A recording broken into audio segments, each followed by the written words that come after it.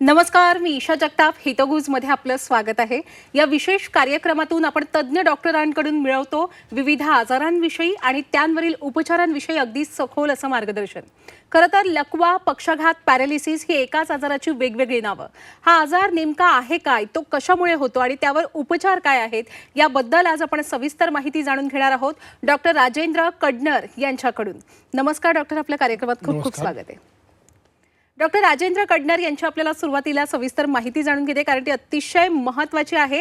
कारण त्यांना 2016 मध्ये स्वतःला पॅरालिसिसचा सामना करावा लागला होता. ते स्वतः डॉक्टर असूनही त्यांना उपचारासाठी बऱ्याच ठिकाणी जावं लागलं आणि त्यामुळे लोकांना पॅरालिसिसचा समर्थपणे सामना करता यावा यासाठी त्यांनी पहिलं उत्तर महाराष्ट्रातील आयुर्वेद न्यूरो हॅब सेंटर सुरू करायचं ठरवलं आणि त्यात त्यांना त्यांचे मित्र डॉक्टर भूषण गायकवाड यांची साथ मिळाली आणि 2017 साली नाशिक पॅरालिसिस सेंटरची स्थापना करण्यात आली. डॉक्टरांचं वैद्यकीय शिक्षण हे SMBT कॉलेज जे धामणगाव इथे आहे तिथून झालेलं आहे. त्यांच्या नाशिक पॅरालिसिस सेंटरमध्ये मागील 9 वर्षांमध्ये 1 लाखाहून अधिक रुग्णांवर अगदी यशस्वीपणे उपचार करण्यात आले आहेत. यामध्ये अगदी 2 वर्षांपासून ते 85 वर्षांपर्यंत अशा विविध वयोगटातील रुग्णांचा समावेश आहे. नाशिक पॅरालिसिस सेंटरमध्ये आयुर्वेद पंचकर्म उपचार MD डॉक्टरांच्या मार्गदर्शनाखाली केले जातात. फिजिओथेरपी हे न्यूरो फिजिओथेरपिस्टच्या मार्गदर्शनाखाली करण्यात येते. तसंच ॲक्युपंक्चर हे प्रशिक्षित ॲक्युपंक्चरिस्टद्वारे करण्यात येतात. नाशिक पॅरालिसिस सेंटर ही 4 डॉक्टरांची एक सक्षम आणि स्ट्रॉंग अशी टीम आहे. आपला आजचा विषय खरं तर अतिशय महत्त्वाचा आहे. हा आजार असा आहे ज्याला जर अगदी त्वरित उपचार नाही मिळाले तर रुग्णाचं जे शरीर आहे ते वाकडच राहू शकतं किंवा अगदी दुष्परिणाम त्यावर जाणवू शकतात. म्हणून सुरुवातीलाच आम्हाला सांगा डॉक्टर, जसं मी म्हणाले की पॅरालिसिस, लकवा, पक्षाघात ही एकाच आजाराची वेगवेगळी नावं आहेत. हा आजार नेमका काय आहे डॉक्टर? पॅरालिसिस म्हणजे शरीरातील डाव्या किंवा उजव्या बाजू लुळी पडणे, यालाच पॅरालिसिस म्हणतात. यालाच अर्धांगवायू पण म्हणतात, यालाच लकवा पण म्हणतात. एकाच आजाराचे 3 नाव आहेत. तर हा जो आजार आहे हा ब्रेनचा आजार आहे. म्हणजे मेंदूपासून हृदयापासून मेंदूपर्यंत जी रक्तवाहिनी जाते, कॅरोटिड आर्टरी नाव आहे तिचा, तर त्या रक्तवाहिनीमध्ये अडथळा निर्माण होणे, तेव्हा तो जो उजव्या बाजूला अडथळा निर्माण झाला तर डाव्या बाजूचा पॅरालिसिस होतो आणि डाव्या बाजूला अडथळा निर्माण झाला तर उजव्या बाजूचा पॅरालिसिस होतो. अशा प्रकारचं विरुद्ध काम असतं. आता आमच्या ड्युरिंग जी जर्नी आहे, जसे म्हणजे सगळे सेम एजचे आहेत. हे सगळे जे मामा आहेत ना ते आमचे सगळे सेम एजचे आहेत आणि आम्ही हसी मजाकमध्ये जे काही गोष्टी करतो ना, की आता मामांना मामा आम्ही म्हणजे सगळे मामा असे बसलेलो आम्ही एकदा आणि बोलता बोलता मी असंच एक प्रश्न विचारला, का हो तुम्हाला सगळे मामाच का बोलतात? मग एका मामाने आम्हाला हसी मजा बोलतात, बघा ना राव आमचं एज आहे का तरी आम्हाला सगळे मामा बोलतात. आणि ते मुवमेंट आहे ना ते खूप म्हणजे एवढा चांगला मुवमेंट आहे ना की असं सर्व्हिस नाही बोलतात. हे सगळे जे मामा आहेत ते एक फॅमिली म्हणून ट्रीट करतात आणि पेशंटला कसं की आपलं हसी मजा, त्यांच्या दुःखात सामील होणं, त्यांच्या सुखात सामील होणं, ह्या गोष्टी खूप मॅटर करतात. आणि खरंच मी म्हणजे टोटली एन्व्हायरमेंट जे आहे ना म्हणजे खूप चांगलंच आहे आणि मी खास करून धन्यवाद देईल डॉक्टर्सना, जे राजेंद्र डॉक्टर आहेत, भूषण डॉक्टर आहेत, त्यांचा नर्सिंग स्टाफ आहे सगळा, मामा आहेत, मावशी आहेत. म्हणजे खरं तर कोणत्याही भागावर लकवा जाऊ शकतो, पण त्याचा संबंध हा मेंदूशी असतो. बरं, हा लकवा जाण्यापूर्वी आपल्या शरीरावरून काही लक्षणं जाणवतात आपल्याला? हो, नक्कीच लक्षणं जाणवतात. तर यामध्ये बी फास्ट लक्षात ठेवायचं. बी म्हणजे बॅलन्स, शरीराचा बॅलन्स जायला लागला. तर त्यानंतर डोळ्याच्या धुसर दिसायला लागणे किंवा दृष्टी अपडल होणे याच्यामुळं. त्याच्यानंतर F म्हणजे फेस, म्हणजे जो चेहरा तोंड आहे तोंड एक साईडला उडलं जाणे. A म्हणजे आम, दोन्ही हात समोर केल्यानंतर एका हाताची एक बाजू खाली पडणे. त्यानंतर S म्हणजे स्पीच अस्पष्ट होतं किंवा एक शब्द माणूस वारंवार बोलतो. अच्छा. तर हे सगळं लक्षण दिसल्यानंतर पटकन ट्रीटमेंटला जाणं म्हणजे पटकन जवळच्या स्ट्रोक सेंटरला भेट देणं. त्यानंतर हॉस्पिटलला गेल्यानंतर ट्रीटमेंट पूर्ण झाल्यानंतर जे करायचं ते न्यूरो रिहॅब सेंटर. BEFAST. बी म्हणजे बॅलन्स, E म्हणजे आईज, F म्हणजे फेस, त्यानंतर A म्हणजे आर्म, एस म्हणजे स्पीच Speech आणि आणि टी T म्हणजे म्हणजे treatment. हे ट्रीटमेंट, लक्षणे उपचार असलं लवकरात तर लवकर मिळायला हवे. मिळायला हवे. पण आता याच्यात जर मी पाहिलं तर वेगवेगळ्या आपल्या अवयवांचा यात उल्लेख होतोय. म्हणजे अगदी आम म्हणजे आपल्या दंडांचा होतोय किंवा आपल्या चेहऱ्याचा होतोय, अगदी उच्चारांचा सुद्धा होतोय. पण या सगळ्याचा संबंध मेंदूशी कसा असतो डॉक्टर? म्हणजे कारण काय असतं आपल्यावरून लकवा जाण्याचं? हां. आता बऱ्यापैकी भरपूर जणांमध्ये आता सध्या अगोदर कसं होतं 60 वर्षानंतर 70 वर्षानंतर पॅरालिसिस सारखा आजार दिसायचा जे आपल्या आजोबाचा वगैरे बरोबर, काळ होता. बरोबर. आता सध्या हल्ली 2 वर्षापासून ते 98 वर्षापर्यंत कुणालाही पॅरालिसिस होऊ शकतो. त्याचं काही विशिष्ट वय नाही आहे की ह्या वयामध्ये झालं पाहिजे. माझ्याकडे 9 वर्षामध्ये 2 वर्षाचा मुलगाही आला आणि 98 वर्षे बाबा पण हो, आले. म्हणजे मी सुरुवातीला जेव्हा हे प्रेक्षकांना सांगितलं ना, तेव्हा मलाच म्हणजे खूप जड गेलं ते सांगताना, की 2 वर्षांच्या बाळावर तुम्ही उपचार करता हो, 2 लकव्याचे. वर्षाच्या बाळाला पण लकवा झालेला आहे. हां. आमच्याकडे अशा भरपूर केसेस आलेल्या आहे की ज्यांना 2 वर्षाच्या बाळाला पॅरालिसिस झालाय आणि आई वडील घेऊन येत आहे. आता सध्या पण एक मुंबईचा पेशंट ॲडमिट आहे. तर त्या मुंबईच्या पेशंटला आई आणि वडील ट्रॅव्हल करत असताना 2 व्हीलरचा ॲक्सिडेंट झाला. त्यानंतर आई वडील वारले, पण त्या मुलाला पॅरालिसिस झाला. असा एक 2 वर्षाचा मुलगा आता सध्या नाशिक पॅरालिसिस सेंटरला ॲडमिट आहे. त्याच्यावर ट्रीटमेंट चालू आहे. हळूहळू ते ट्रीटमेंट तो बरा होऊन जाईल. अच्छा, पण कारण काय असतं डॉक्टर? आता बऱ्यापैकी कारण आहे त्याचं हायपरटेन्शन. म्हणजे जर समजा वय वर्ष 20-30च्या नंतर आहे तर हायपरटेन्शन, बीपीमुळं पण म्हणजे बीपी वाढला तर हृदयाची जी गती आहे ती नॉर्मली समजा उच्च रक्तदाब बीपी सारखा आजार असेल तर हृदय नॉर्मली पंप करत असतं एकदम स्लोली. त्याची जर हृदयावर तणाव जर वाढला तर त्याची पंपिंग कॅपॅसिटी वाढते. म्हणजे अगदी साध्या सोप्या भाषेत सांगायचं ठरलं तर एकची मोटर आहे आणि एकचीच पाईपलाईन आहे तर पाणी व्यवस्थित चालतं. तसं हृदयामध्ये एक रक्तवाहिनी चालू आहे, ती ब्रेनपर्यंत रक्त पुरवठा करते. तर पंपिंग जर हार्टचं व्यवस्थित चाललं तर रक्तवाहिनीतून ब्रेनपर्यंत रक्तस्राव व्यवस्थित चालतो.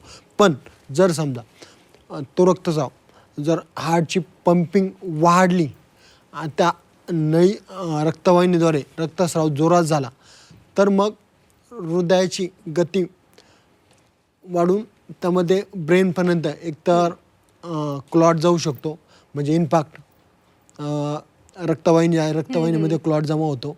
त्यानंतर हिमरेज म्हणजे रक्तस्राव होतो. आणि जर समजा इच्छेमिक असेल म्हणजे थोड्या वेळापुरती जाणार रक्तवाहिनीमध्ये पुरवठा आहे, थोडाफार पण अडथळा येऊन त्यामध्ये काही वेळानंतर परत नॉर्मल होतो. तर त्याला काही ट्रीटमेंट न करताही तो नॉर्मल होतो. आणि 2 प्रकारचे आहे ना तर त्याच्यामध्ये ट्रीटमेंट करावं लागते. अच्छा, सुरुवातीला ICU मध्ये ॲडमिट करायचं, मग त्याच्यानंतर रिहॅब सेंटरमध्ये ॲडमिट करणे. उपचारांविषयी मी सविस्तर माहिती जाणून घेणारच आहे डॉक्टर तुमच्याकडून. पण तुम्ही मगाशी जे म्हणालात ना, की पहिला कसं असायचं, पूर्वी आजी आजोबांपुरता हा आजार मर्यादित होता. खरं तर आज आपण पाहिलं तर प्रत्येक आजाराबाबत हीच स्थिती आहे हो. की पूर्वी जे आजार 60 नंतर व्हायचे ते आता आपल्याला तरुणपणातच तरुणपणात जडतात. जडतात. पण त्यात सुद्धा लकवा येण्याचं सध्या सर्वात मेजर वय कोणतं आहे, की या वयोगटात येतोच लकवा? ह्या आता जर समजा एक 2 ते 15च्या या वयोगटामध्ये 2-5% संख्या आहे. 15 ते 40 मध्ये जवळपास 30 ते 40% आहे. 40 ते 60 मधल्यांची 50% संख्या आहे.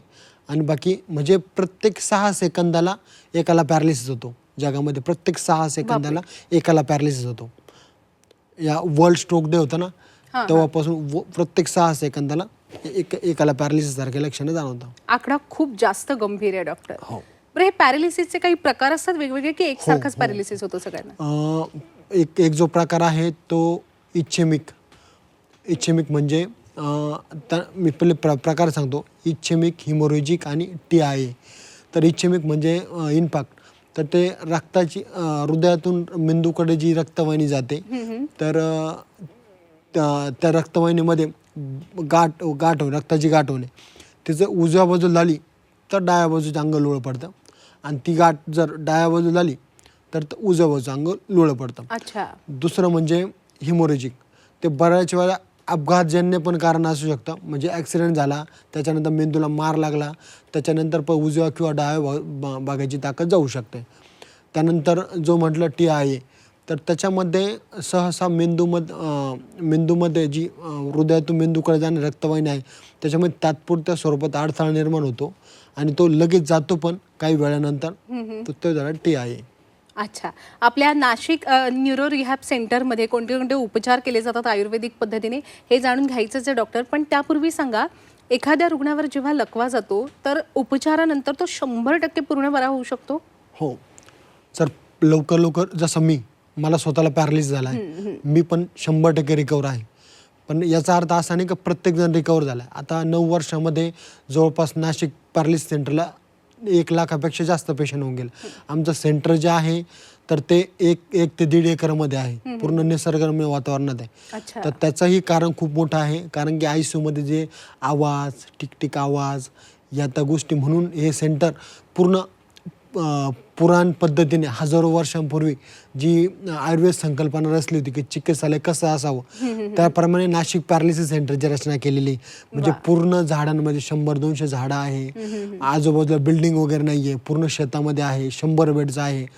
तर यामध्ये ट्रीटमेंट जी चालते सकाळी 8:30 पासनं तर संध्याकाळी 6 वाजेपर्यंत चालते. अच्छा. हां, जो पेशंट लवकर येतो ना, म्हणजे हॉस्पिटलची ट्रीटमेंट झाल्यानंतर जो पेशंट, म्हणजे रिहॅब सेंटर म्हणजे काय, हॉस्पिटल आणि घर यांच्यामधलं ठिकाण म्हणजे रिहॅब सेंटर.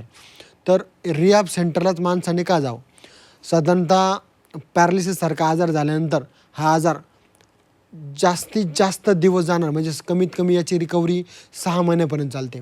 तर हा आजार 6 महिन्यापर्यंत रिकव्हरी चालल्यानंतर हॉस्पिटलमध्ये माणूस 20 दिवस ॲडमिट असला की त्यानंतर मग घरी न नेता त्याला योग्य त्या रिहॅबला ॲडमिट केलं पाहिजे. योग्य ते रिहॅब कसं, तर त्या रिहॅबला सगळ्या सुविधा पाहिजे, म्हणजे physiotherapy, robotic physiotherapy, speech therapist, occupational therapist, MD panchakarma doctor साहेबांनी पंचकर्म केले जाणं, ॲक्युपंक्चर, या सगळ्या सुविधा एकाच छताखाली पाहिजे.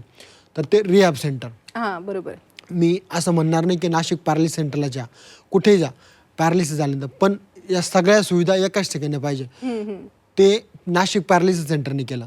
2017मध्ये जेव्हा उत्तर महाराष्ट्रामध्ये, जेव्हा 2016 मला पॅरालिसिस झाला, मला पॅरालिसिस झाल्यानंतर भरपूर डॉक्टरांनी असं सांगितलं की तुला बोलता येणार नाही, तुला चालता येणार नाही, तुझा हात चालणार नाही, या प्रकारचं. पण मी त्यावेळी सुसाईड करायला ठरवलं होतं. पण त्यानंतर मी माझे एक गुरु आहे, तर माझे गुरु मला बोलले की हा जो आजार आहे हा रिकव्हरेबल आहे, रिकव्हरी होऊ शकते, याची हजारो वर्षांपूर्वी लिहिलेली ट्रीटमेंट आहे, ती फॉलो कर. मी आयुर्वेदाला फॉलो केलं. त्यानंतर एक गोष्ट माझी येत गेली. माझे गुरु मला नेहमी म्हणायचे का हा आजार तुलाच का झाला हे शोध पहिल्यांदा. त्यानंतर पहिल्यांदा माझं बोलणं आलं, नंतर चालणं आलं, त्यानंतर हात पण रिकवर झाला. म्हणजे जे खूप डॉक्टरांनी सांगितलं होतं की तुझं बोलणं होणार नाही, चालणं होणार नाही, सगळ्या गोष्टी सांगितल्या होत्या. तर ते नंतर मला असं वाटायला लागलं की आपण जर केलं आयुर्वेद फॉलो तर पटकन रिकव्हरी होते. आणि पॅरालिसिस झाल्यानंतर जर दिवस वाया न घालवता पटपट जर ट्रीटमेंट केली तर यासारखे आजार बरे होऊ शकतात. बरोबर. आमचे गुरु नेहमी म्हणायचे की हा आजार तुलाच का झाला ते शोध. ते त्यावेळी 2017ला एक उदाहरण द्यायचे. पूर्ण भारतामध्ये सचिन तेंडुलकरच का निवडला, त्यानंतर वीरेंद्र सेहवागच का निवडला, याचं कारण शोध. याचं कारण शोधलं. बघ, क्रिकेटर खूप आहे, खूप जण इंटरव्ह्यू देतात, खूप जण तिथपर्यंत जातात, पण सचिन तेंडुलकरच निवडले गेला. वीरेंद्र सेहवाग, रवींद्र जडेजा निवडलं, म्हणजे थोडक्यात हेच निवडले गेले. या पद्धतीने पॅरालिसिस तुलाच का निवडलं, नाही तर माझं अगोदर स्वप्न वेगळं होतं. म्हणजे मला माझं कॉलेज झाल्यानंतर मला माझ्या गावाकडे उपटी टाकायची होती, दवाखाना टाकून मला तिकडे सेटल व्हायचं. पण हे बोलून मी माझ्या नाशिक पॅरालिसिस सेंटर टाकायचं मी ठरवल्यानंतर मी जो सामना केला ना, म्हणजे साधारणतः मी डॉक्टर असून पण मला बोलता येत नव्हतं, म्हणून नातेवाईकांनी मंत्रोपचारकडे घेऊन जा, साधू संतांकडे घेऊन जा, परत अजून खूप सारे डॉक्टर, मी 32 सेंटर फिरलो, त्यांच्या पद्धतीने सर्वतोपरी प्रयत्न केला. पण मला जी गरज होती ते मला कळत होतं, याची गरज आहे. पण ते सगळं एकाच छताखाली उत्तर महाराष्ट्रात तरी कुठंच नव्हतं. म्हणजे ॲक्युपंक्चर, पंचकर्म, हे सगळं ज्या ट्रीटमेंट पाहिजे ते एकाच छताखाली कुठंच नव्हतं. जेव्हा मला समजलं की नाही, ह्या ट्रीटमेंट सगळ्या एकाच छताखाली पाहिजे तर माणूस लवकर रिकवर होऊ शकतो, तर या प्रकारे मी केल्यानंतर पटपट माझी रिकव्हरी झाली. त्याच्यानंतर मी ठरवलं मला पॅरालिसिस सेंटर टाकायचं. म्हणून मी सकाळी 8:30 पासनं तर संध्याकाळी 6 वाजेपर्यंत सगळ्या या प्रकारच्या ट्रीटमेंट चालतात की ज्याने पेशंट बरा होऊ शकतो. आणि 100% काही पेशंट बरे झाले. काही काही 50-60% जे उशिरा आले ते 50-60%, पण लवकरात लवकर आले पेशंट, कुठलंही पेशंट असं नाराज होऊन गेलेलं नाही. तुम्ही जे नाशिक रिहॅब सेंटरचं जे वर्णन केलं ना डॉक्टर, म्हणजे निसर्गरम्य अशा वातावरणात तुम्ही ते रिहॅब सेंटर उभारले, त्याविषयी जेव्हा मी ऐकलं ना, त्यामागची तुमची तळमळ लक्षात आली आणि लोकांनी लवकरात लवकर बरं व्हावं ही काळजीसुद्धा लक्षात आली. इतका तुम्हाला त्रास झाला असेल त्यावेळेला की तुम्हाला लोकांना बरं करायचंच आहे हा विचार तुमच्या मनात आला. नेमकं काय झालं होतं सर त्यावेळी? मग मला 2016 जेव्हा पॅरालिसिस झाला, तर पॅरालिसिससारखा जेव्हा सामना करावा लागला आणि माझे वडील अपंग आहे, म्हणजे माझ्या वडिला पाय पण नाही, डोळे पण नाही, डायबिटीजमुळे त्यांना पाय गेला, दिव्यांग आहे. तर मग यात सगळ्यात मोठी गोष्ट काय वाईट, की ज्या वयामध्ये आई आणि वडिलांची सेवा आपण करायला पाहिजे, त्या वयामध्ये आई आणि वडील माझी सेवा करत होते. म्हणजे शी सो काढणं ते एका पॅरालिसिस पेशंटलाच कळतं. जे कोणी प्रेक्षक आहेत तेही आता जे कोणी पॅरालिसिस पेशंट असतील ते पण जेव्हा पॅरालिसिस, ते सगळ्यात वाईट अवस्था ती असते की आपलं जेव्हा अंथरुणावर आपण खेळलेलो असतो आणि डायपर वगैरे कोणीतरी शिसू काढतं, ते सगळ्यात वाईट. आणि ते तरुण वयामध्ये होणं हे सगळ्यात वाईट. तर ह्या गोष्टी जेव्हा घडल्या तेव्हा मी विचार केला, जरी आपण एकाच छताखाली आणलं ना आणि डायपर चेंज करणं वगैरे सगळं पण आपल्याच माणसाने केलं पाहिजे. एकाच छताखाली ट्रीटमेंट सगळं अंघोळीपासनं तर ट्रीटमेंटपर्यंत कुठंच जायची गरज नाही, आमचे माणसं सगळं करते. जे मी सहन केलं ना, ते बाकीच्या मुलांनी किंवा पेशंटनी या गोष्टी सहन करू नये, याच्यासाठी ही तर मग उपयोगात आहे. अच्छा, आपण सांगितलं की तो काळ इतका कठीण गेला आपल्यासाठी की आपल्याला अगदी आपलं आयुष्य संपवावं असं वाटलं. आपले अनेक प्रेक्षक हा कार्यक्रम आज पाहत असतील, कदाचित त्यांच्याही मनात हा विचार येत असेल, पण तुम्हाला तेव्हा कोणती अशी नवीन ऊर्जा मिळाली, जगण्याची जिद्द मिळाली की तुम्हाला असं वाटलं की नाही, मी स्वतःही जगणार आणि लोकांनाही जगवणार? ते म्हणताना की जे होतं ते चांगल्यासाठी होतं. म्हणजे मला पॅरालिसिस झाला नसता तर मी पॅरालिसिस सेंटर टाकलं नसता. तर मग एक दिवस मी आत्महत्या करणार होतो, सुसाईड करणार होतो. त्यानंतर मी माझ्या रूमवरचे मुलं, तर रूमवरच्या मुलं रोज नाईटला जाता, मी एकटाच रूमवर असायचो. पण त्या दिवशी काय झालं, जे होतं ते चांगल्यासाठी होतं आणि काहीतरी त्या दिवशी 2 मुलं गेलेच नाही ड्युटीला नाईटला. तर ते काय माहीत नाही, पण ते नाही गेले, त्यांना म्हणजे माहीत नसेल किंवा तर तिथून पुढे मी ज्या पुस्तक वाचत होतं रिकवर होण्याच्या स्थितीबाबत आलो, तर मला जेव्हा माझे गुरु बोलले की तुझ्यासारखे असे भरपूर मुलं आहे की ज्यांना ट्रीटमेंटबद्दल माहीत नाही, भरपूर मुलं की अजूनही दिव्यांग आहे, भरपूर मुलं अजूनही त्यांना बोलता येत नाही, भरपूर मुलं असे चालता येत नाही, अशा पद्धतीने ते वागताय, तर तू त्यांच्यासाठी काम कर. माझे गुरु नेहमी म्हणायचे, तुझ्यातले शोध, कशासाठी कोणता तरी माणूस कशासाठी तरी या सृष्टी बनवलेला आहे, तर तू बघ कशासाठी बनलाय आणि ते कारण शोध आणि त्याप्रमाणे वाग. हे जे शब्द मला होते ना टोचून बोलण्याचे, तर ते ऊर्जा. आणि यामध्ये सगळ्यात मोठे मोलाचा वाटा माझा मित्र डॉक्टर भूषण गायकवाड, यांनी पण मला खूप मदत केली. म्हणजे ज्या काळामध्ये डायपर वगैरे चेंज करणे ह्या गोष्टी तो पण माझ्यासोबत असायचा. बऱ्याच वेळा माझ्याकडे पैसे नसायचे, त्यावेळी तो काम करून माझे बिलं वगैरे भरणं, या प्रकारची माझी ट्रीटमेंट चालायची. पण हे सगळं पण भेटावं ही ऊर्जा म्हणून मी पॅरालिसिस सेंटरचा टाकण्याचा निर्णय घेतला. अच्छा, आणि आपल्या प्रेक्षकांना आपण काय सल्ला द्याल याविषयी? प्रेक्षकांना एकच सल्ला आहे, आपलं शरीर हे सगळ्यात मौल्यवान आहे. तर या शरीरामध्ये पॅरालिसिससारखा आजार, जो ताणतणाव, झोप अपुरी घेणं, हायपरटेन्शन, मद्यपान जास्त करणं, धूम्रपान जास्त करणं, या गोष्टींमुळे जो पॅरालिसिस होतो, तर तो पॅरालिसिस टाळण्यासाठी या गोष्टी करू नये. हल्ली जे जंक फूड घेतात, जंक फूड, मद्यपान, धूम्रपान करतात आणि रात्री मोबाईलमुळे जे उशिरापर्यंत जागरण होतं, तर ह्या गोष्टी टाळल्या पाहिजे, म्हणजे पॅरालिसिससारख्या आजाराला आळा बसेल. अच्छा, बरं, आपल्या नाशिक पॅरालिसिस रिहॅब सेंटर जे आहे तिथे किती वेळ राहावं लागतं, किती काळ राहावं लागतं रुग्णांना? साधारण 10 दिवसाचा कोर्स असतो. 10 दिवसानंतर माणसाला इम्प्रूव्हमेंट बघून, इम्प्रूव्हमेंट एवढी आहे मग त्यांना आपल्याला एक्सटेंड करायचा का, तर मग तो माणूस एक्सटेंड करू शकतो. पण 100% 99% लोक एक्सटेंड करतात. म्हणजे साधारण 20, 25, 30 दिवसामध्ये पेशंट क्लिअर होतो. हां, आणि रिहॅब का गरजेचं आहे, तर त्या रिहॅबमध्येच माणसाला म्हणजे घरी जे होतं ना, समजा हॉस्पिटल आणि घर यांच्यामधलं ठिकाण रिहॅब सेंटर आहे, तर मग आपण घरी काळजी नाही घेऊ शकत लघवीची नळीची, त्यामुळे पेशंटला खूप इन्फेक्शन होतं. बऱ्यापैकी पेशंट जगामध्ये 7-8% मरण्याचं प्रमाण पॅरालिसिसमुळं हे इन्फेक्शन होऊन डेथ होतात. तर ते कशामुळं एका जागी झोपून झोपून जे बेड सुरू होतो त्यानंतर मग बाकीचे जे डिसीज होतं युरिन इन्फेक्शन ते यामुळे होतं. अच्छा, बरं. डॉक्टर, या सगळ्या सविस्तर अशा मार्गदर्शनासाठी आपले खूप खूप आभार. आपण या कार्यक्रमात सहभागी झालात यासाठी आभार. धन्यवाद. थँक्यू. प्रेक्षक हो, हितगुजमध्ये वेळ झालेली आहे आता इथेच थांबण्याची. पण ताज्या घडामोडींसाठी नेहमीच पाहत रहा झी 24 तास.